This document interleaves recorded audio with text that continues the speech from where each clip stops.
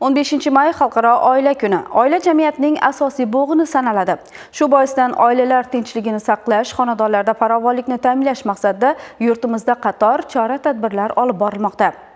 Shovot tumanida ish boshlagan oila va xotin-qizlar maskani ana shu amaliy ishlarga yaqqol misoldir.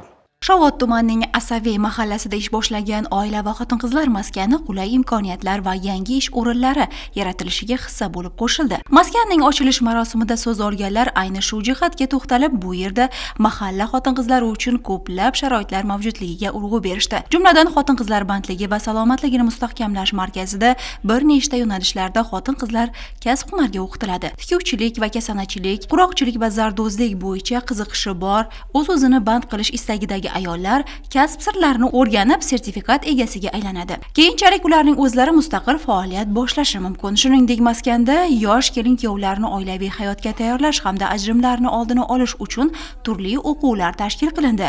Ya'ni o'zaro munosabatlarni mustahkamlash, farzand tarbiyasi, ota-onalik va oila mas'uliyatini to'g'ri anglashlarida tushuncha beriladi.